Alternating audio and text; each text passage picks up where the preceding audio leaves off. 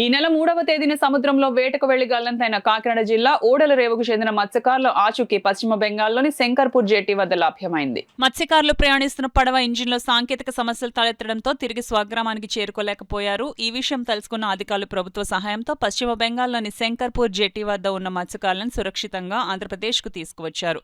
ఈ సందర్భంగా కాకినాడ రూరల్ నియోజకవర్గం రమణయ్యపేటలోని ఉభయ గోదావరి జిల్లాల పట్టభద్రుల నియోజకవర్గ ఎమ్మెల్సీ పేరాబత్తుల రాజశేఖరం క్యాంప్ కార్యాలయంలో కాకినాడ సిటీ శాసనసభ్యులు వనమాడి కొండబాబుతో కలిసి మత్స్యకారులకు స్వాగతం పలికారు.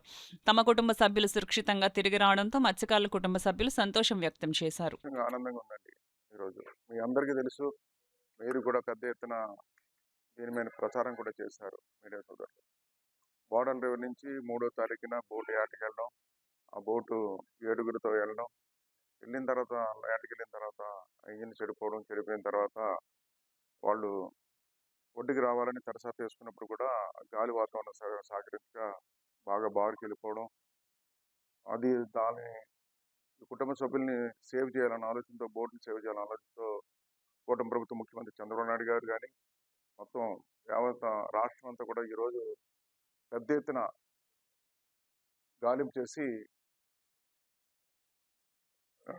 మొత్తం ఇక్కడ మన ఆంధ్రప్రదేశే కాదు అన్ని రాష్ట్రాలు కూడా ఏ తీర ప్రాంతం చేరిందో తెలుసుకోవాలనే ఆలోచనతో కోస్ట్ గార్డ్ కానీ నేవల్ కానీ అందరికి కూడా ఇన్ఫర్మేషన్ ఇవ్వడం జరిగింది. మీ అందరికీ తెలుసు.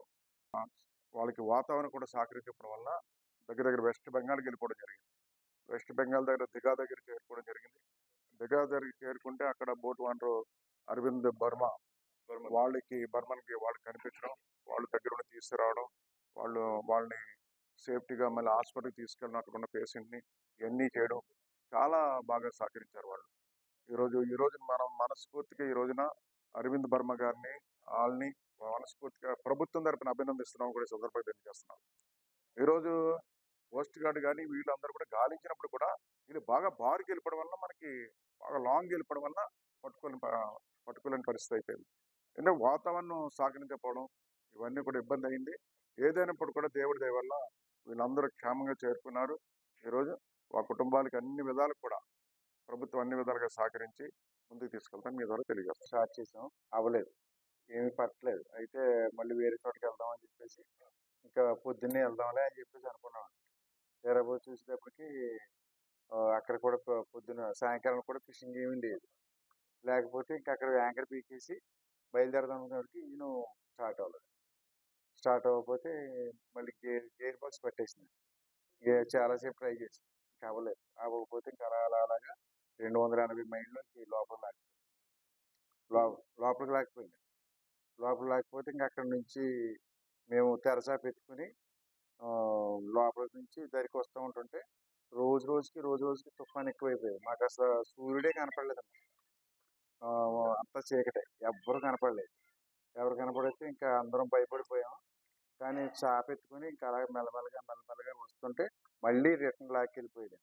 అలాగా 23 రోజులు కూడా నానా యాతన పడి లాస్ట్కి ఈ సారు వీళ్ళు బోర్డు దగ్గర చేరుకున్నామండి. వీళ్ళు ఊరు చేరుకున్నాక ఈయన బోర్డు పంపించారు. ఈయన బోర్డు పంపించిన తర్వాత అప్పుడు మేము ఆ ఊరు చేరి అక్కడికి వెళ్ళిన తర్వాత మొత్తం మాకు అన్ని సౌకర్యాలు చేసి 23 రోజులు అండి. 23 రోజులు ఉన్నాము. మాకు ఒక 15 రోజుల దాకా భోజనం సరిపోయినాయండి. అక్కడి నుంచి మాకు భోజనం లేదు, ఏమీ లేదండి. ఆ తర్వాత వచ్చిన వెంటనే వీళ్ళు బిస్కెట్లు, భోజనం అన్ని మాకు అరేంజ్ చేశారు.